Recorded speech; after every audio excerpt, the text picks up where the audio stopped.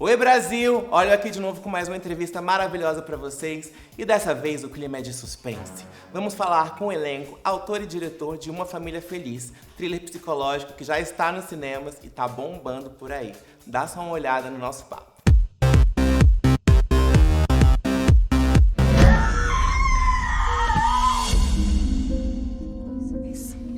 Já pensou em diminuir o ritmo? Pra ficar mais com as crianças aqui? Pega leitinho. Gente, eu tenho meu trabalho. Eu tenho minha vida. Alguém tem que trabalhar de verdade enquanto sua mãe brinca de boneca, né, filho?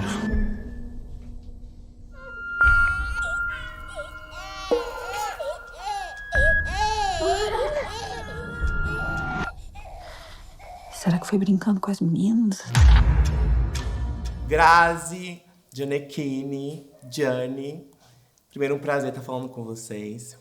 Uma Família Feliz. Conta pra mim, como é que chegou pra vocês esse roteiro? Como é que foi o primeiro contato de vocês com essa história? O meu foi há 8 anos atrás. 8 anos? Antes de pandemia, tudo, foi o Zé e me ligou falando, eu tenho aqui um suspense. O que você acha?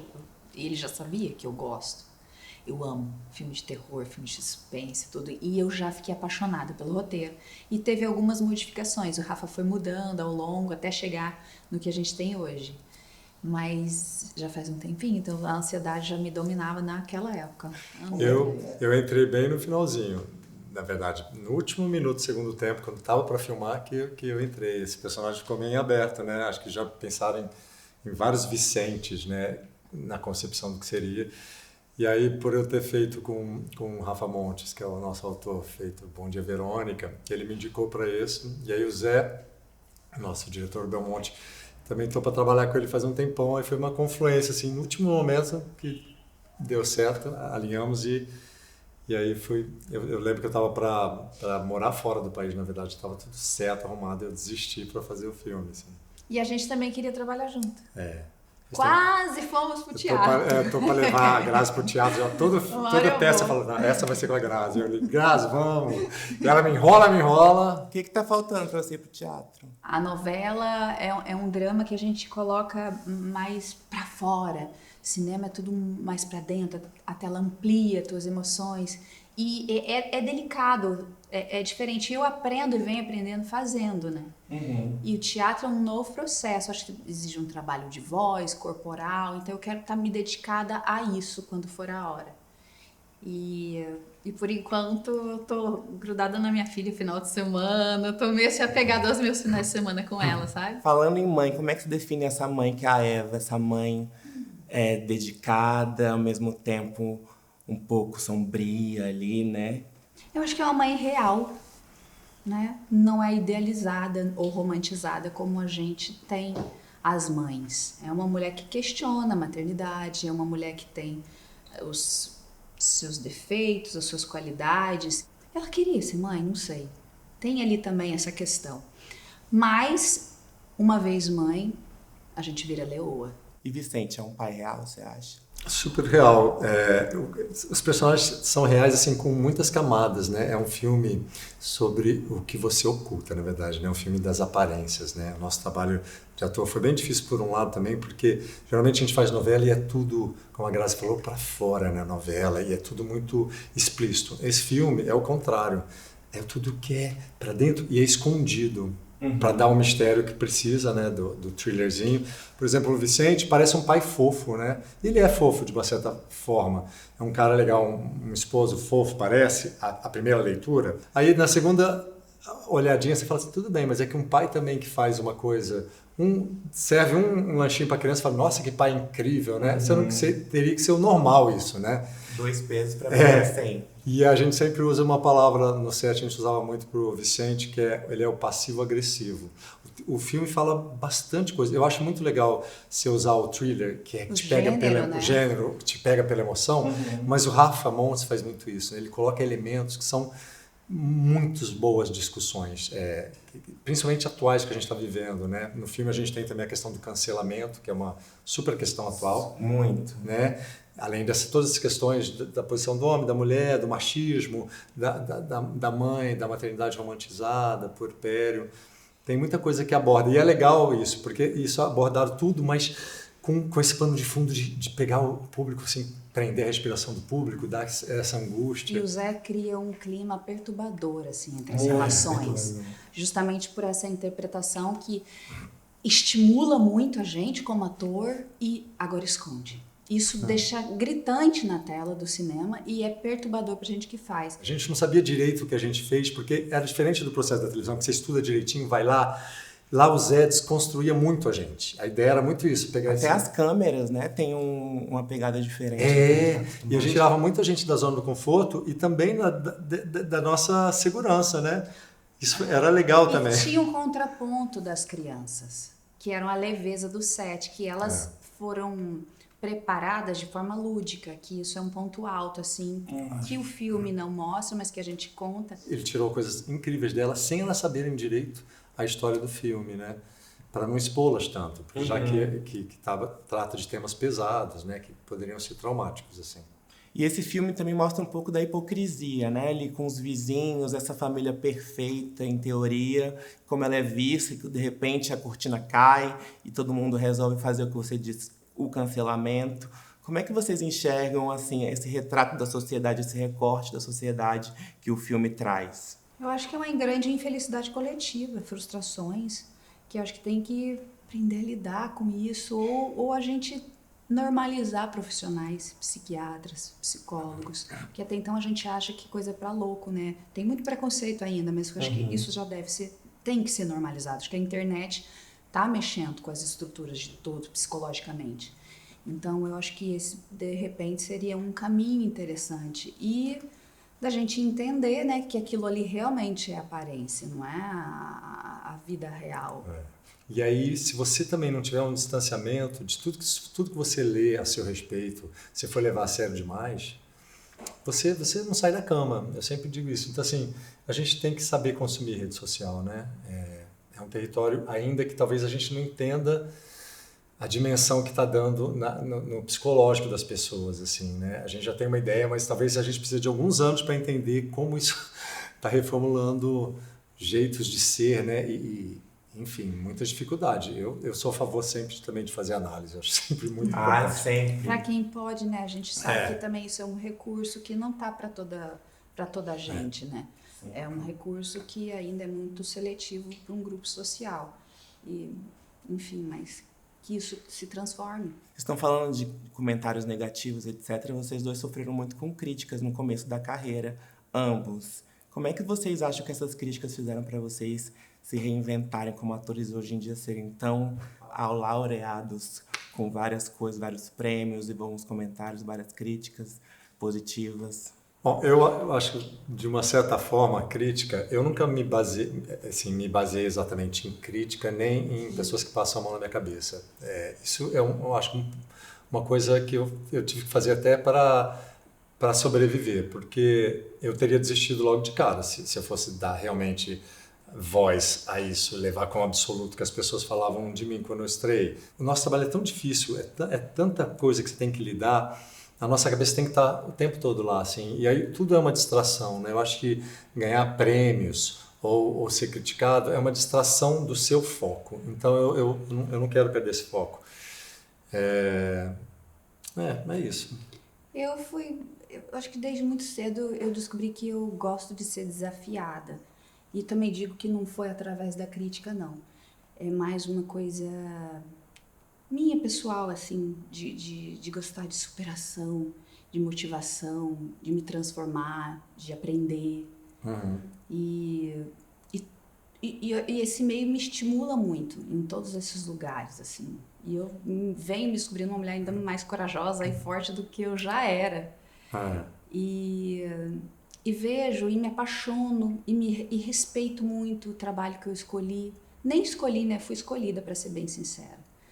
E eu, a partir do momento que eu escolhi, eu comecei a ter mais respeito por ele, e aí comecei a estudar mais, me interessar mais, e vi que existe, não só dentro do meu trabalho, um lugar que não era só para suprir minha vaidade, ou para ganhar dinheiro, para ganhar coisas para ajudar minha família, e para construir coisas para mim, mas também um lugar social que ajuda as pessoas a refletir, e eu fui esse público. A minha família não era muito de conversar. A gente sentava para assistir TV e aquela ali era a reflexão que a gente tinha. Cada um tinha a tua e nem falava sobre ela. Então eu vejo esse meu trabalho de uma forma muito mais séria, menos romantizada, e me dedico cada vez mais a isso, a escolher papéis, e hoje ter uma situação financeira que também me ajuda a escolher o papel que eu quero fazer, que tipo de reflexão eu quero entregar, sabe? Então eu venho me apaixonando muito por isso, e essa paixão me motiva, me estimula. E estamos num momento feminino muito bonito, onde os personagens que sempre existiram estão tomando forma e ganhando projeção e interesse, e eu numa idade mais madura como atriz para poder receber bem e ter prazer em fazer. Agora, o suspense não é tão feito aqui no Brasil, né? A gente tem muita referência do suspense gringo e etc. Qual foram as fontes de vocês buscarem se alimentar para se preparar para esses personagens? Eu vejo ali um pouco de Big Little Lies, uma inspiração, um pouco de Desperate Housewives. Eu vejo essa coisa do subúrbio, da família perfeita, que na verdade não é tanto. Da onde saiu essa fonte para construir esses personagens? Olha, eu não pensei em um exatamente, mas assim... Bebê de Rosemary, eu penso já Mão que Balança o Berço.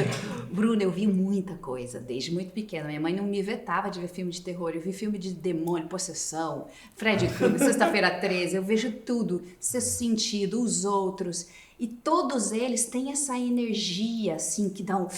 Ai, eu gosto de levar susto, sabe? O que eu sempre pensei, assim, eu queria que fosse um filme tipo Sexto Sentido. Para mim é uma grande referência. Que é o quê? Um filme que você assiste, depois você vai querer assistir de novo, agora sabendo do que é, e aí você ressignifica o filme inteiro quando você assiste de novo. Uma Família Feliz é assim também. Você chega no final, depois vale a pena assistir de novo, agora com esse olhar...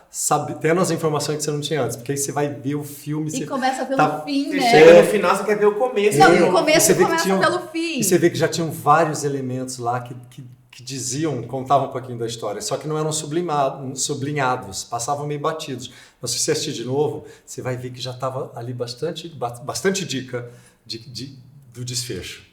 Agora, uma coisa que eu percebi no casal em si é que eles são meio infantilizados, assim, na linguagem deles, até no sexo, né? Uma coisa de menino, bebê, etc, etc. Como é que foi construir essa coisa meio esquisita ali de estar tratando como criança o outro, mas tá transando ao mesmo tempo? A gente se diverte, né? Foi coisa do Zé. Surgiu, assim, no meio da... Ele falou, fala pra ele. Aí eu falei, se eu falar assim, a gente... Pouco tempo, né? A gente não teve muito tempo para ensaiar. E é muito gostoso que o personagem também foi acontecendo no set.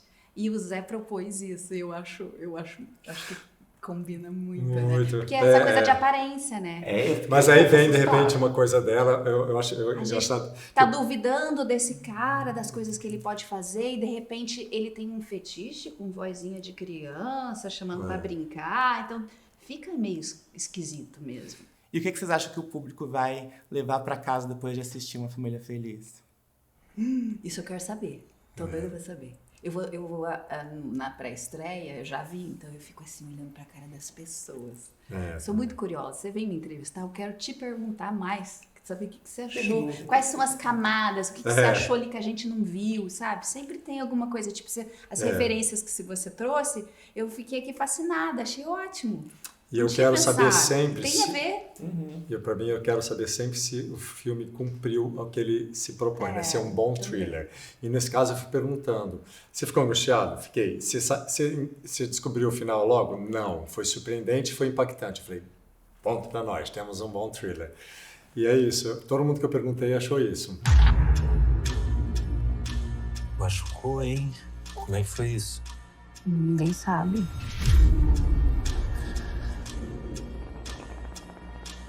Você deixou a louca chorando no quarto, ela? Por que vocês estão mentindo? Quem fez isso com vocês? Por que não fala pra mim? Porque você é má. Eu sou má. Zé, queria saber primeiro, existe uma lenda de que diretor e autor nem sempre dão certo. Como é que foi esse casamento de vocês dois aí para transformar essa história nesse filme?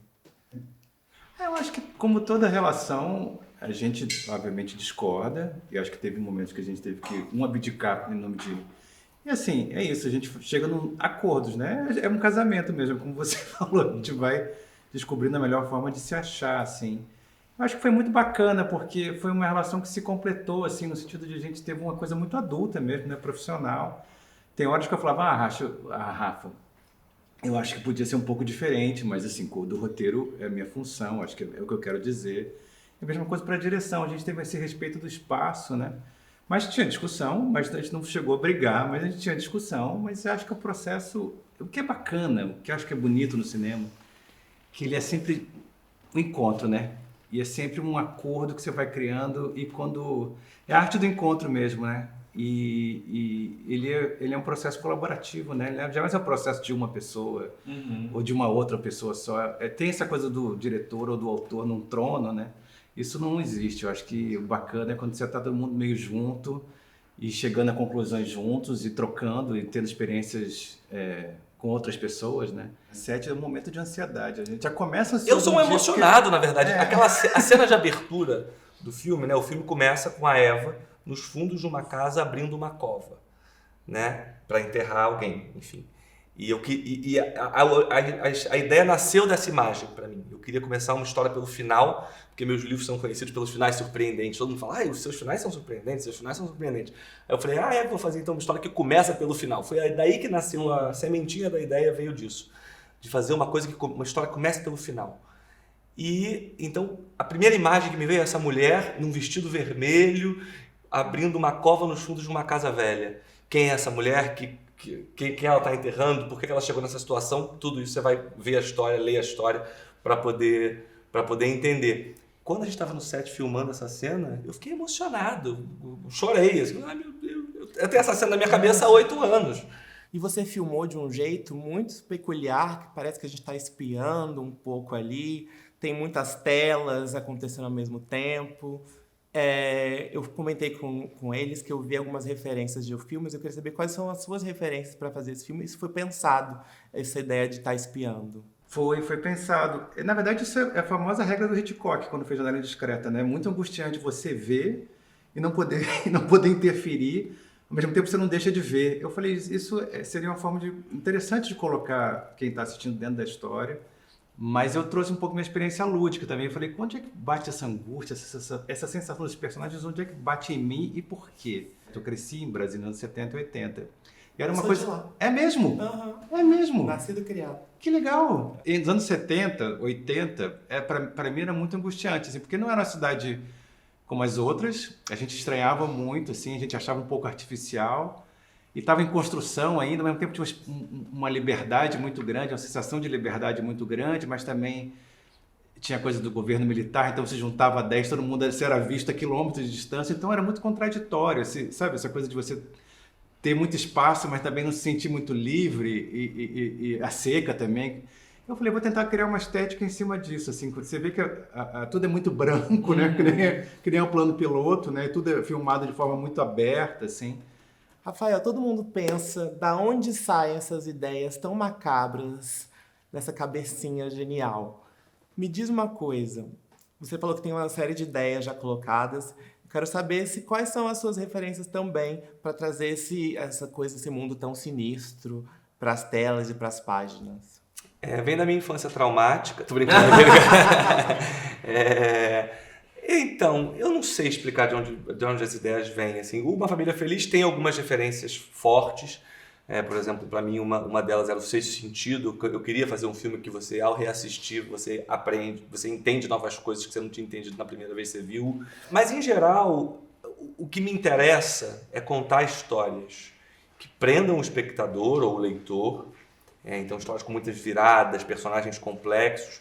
Mas, para além disso, você discutir algum assunto. Então, na verdade, eu só escrevo as histórias que eu escrevo, que eu decido escrever, falar, essa aqui é a próxima que eu vou escrever, quando eu entendo por trás da história policial, de suspense, com viradas e tal, que tem que ter, e meus livros têm, meus filmes, as coisas que eu gosto de fazer tem, mas por Além disso, eu gosto de discutir assuntos que me interessam.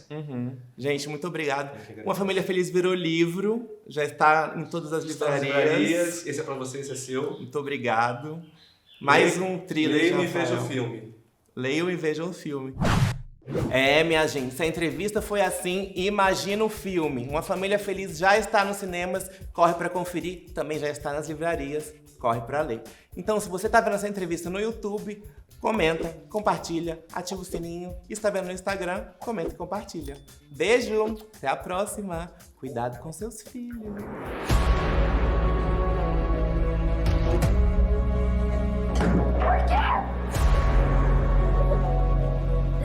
Eu quero que você saia. Você bateu nelas. Eu sei que foi você.